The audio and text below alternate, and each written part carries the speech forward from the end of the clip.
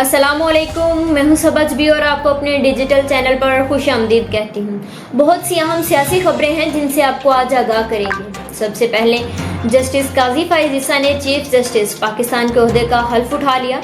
इस दौरान सरीना ईसा की स्टेज पर मौजूदगी तारीख का शॉर्ट एंड स्वीट इंतकाम है।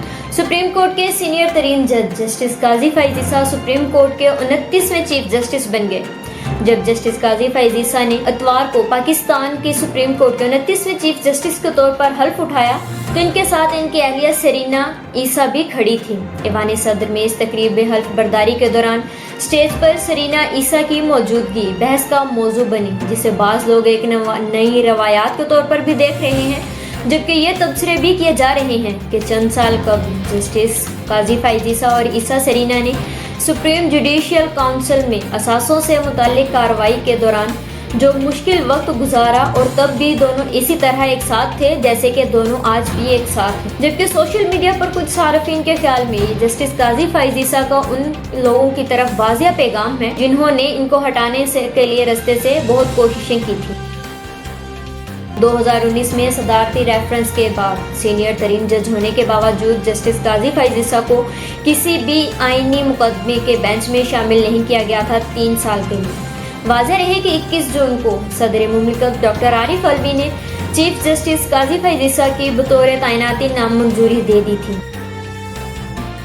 काजी फाइज ईसा के चीफ जस्टिस का हल्फ उठाने पर मुख्तलिफ सियासी रहनुमाओं ने अपने रद्द-ए-अमल का इजहार किया।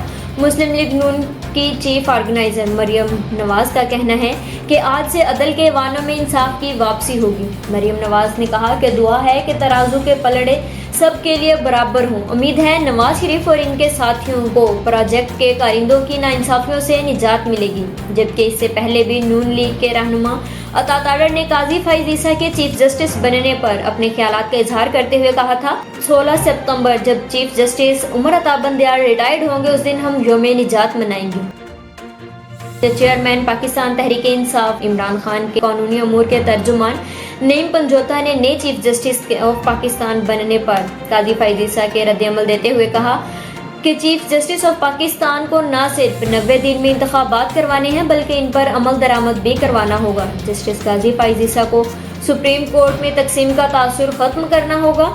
नईम पंजोता ने मजीद कहा कि चीफ जस्टिस काजी फाइज ईसा को बुनियादी हकूक की बहाली और मिलिट्री कोर्ट्स में सिविलियंस के ट्रायल का फैसला भी करना होगा। जिन्होंने कहा कि जस्टिस काजी फाइज ईसा को अदलिया से काली भेड़ों का खात्मा और जजेस का तकर्री का तरीक़ेकार को बेहतर बनाना होगा। उनका कहना था कि नए चीफ जस्टिस को अदालती फैसलों पर अमल दरामद करवाने और आइन शिकनी पर आर्टिकल 6 लगाना भी ज़रूरी होगा। कि चीफ जस्टिस पाकिस्तान काजी फाइज ईसा की जानिब से सुप्रीम कोर्ट में नई तकर्रियाँ कर दी गई।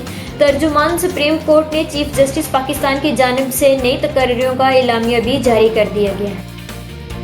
साबिक वज़ीर आज़म नवाज शरीफ के वज़ीर कानून सेनेटर आज़म नज़ीर तारड़ से मुलाकात हुई है लंदन में, और जैसे ही काजी फाइज ईसा को जो है उन्होंने हल्फ उठाया है तो नवाज शरीफ की वतन वापसी आने के जो है वो चांसेस जो हैं वो ज़्यादा बढ़ चुके हैं। और उन्होंने जो है आज़म नज़ीर तारड़ से मुलाकात तकरीबन 7.5 घंटे तक जारी रही थी और उसमें उनके कानूनी जो केसेस थे और उनकी वापसी पर जो है वो बातचीत भी की गई है। शहबाज गिल ने एक्स पर अपनी एक पोस्ट ट्वीट की थी जिसमें उन्होंने कहा था कि बलोच साहब बुरे वक्त में खान को छोड़ने का तसव्वुर भी नहीं किया जा सकता, वफादारी का पता ही बुरे वक्त में लगता है। जिस पर साबिक वफाकी वजीर फवाद चौधरी की अहलिया हिबा फवाद ने सोशल मीडिया पर शहबाज गिल को जवाब दिया कि अमेरिका में बैठकर वफादारी दिखाना तो बहुत आसान है, वफादारी होती तो आप आज अटक जेल के बाहर खड़े होते। ये क्या वफादारी हुई कि चेयरमैन पीटीआई इक़्तिदार में आए तो आप अमेरिका से इस्लामाबाद आ गए। हिबा फवाद ने यह भी कहा कि असद साहब और फवाद पाकिस्तान में हैं, पासपोर्ट बदल कर अमेरिका नहीं पहुँच गए हैं। और आपको बताएं कि शेख रशीद को गिरफ्तार कर लिया गया है। उनके वकील के मुताबिक गिरफ्तारी की तस्दीक हुई है। वकील सरदार अब्दुल रज़ाक खान का कहना है कि सरबराह अवामी मुस्लिम लीग शेख रशीद के 2 भतीजों को भी जो है उन्होंने गिरफ्तार कर लिया गया है। शेख रशीद के वकील का कहना है कि शेख रशीद के खिलाफ पंजाब में कोई मुकदमा दर्ज नहीं है। पाकिस्तान तहरीक इंसाफ के चेयरमैन की गिरफ्तारी पर 10 मई को पीटीआई ने जो रैली निकाली थी, एहतजाजी रैली, उसके खिलाफ थाना कोहसार में मुकदमा दर्ज किया गया था। वकील शेख रशीद का कहना है कि मुकदमे में शेख रशीद को भी नामजद किया गया था। ابھی تک کوئی معلومات نہیں کہ شیخ رشید کو کہاں لے کر گئے ہیں۔ سابق وزیر داخلہ تک رسائی کی کوششیں جاری ہیں۔ پیٹرول اور ڈیزل کی قیمتوں میں اضافے کے بعد مہنگائی بھی آسمان پر پہنچ گئی اور بوجھ مزید بڑھ گیا۔ پہلے سے مہنگائی میں پسے عوام کے لیے زندگی گزارنا مزید مشکل ہو گیا اور پیٹرول اور ڈیزل کی قیمتوں میں اضافے کے بعد موٹر سائیکل، رکشہ جیسی سستی سواریاں بھی اب سستی نہیں رہی ہیں۔ پیٹرولیم مصنوعات کی قیمتوں میں اضافے کے ساتھ ہی ملک بھر میں اشیاء خورونوش کی قیمتوں کو بھی پر لگ گئے ہیں۔ اس پر پیپلز پارٹی کے سینیٹر رضا ربانی کا کہنا ہے کہ پیپلز پیٹرولیم مصنوعات کی قیمتوں میں حالیہ اضافے کو مسترد کرتے ہیں۔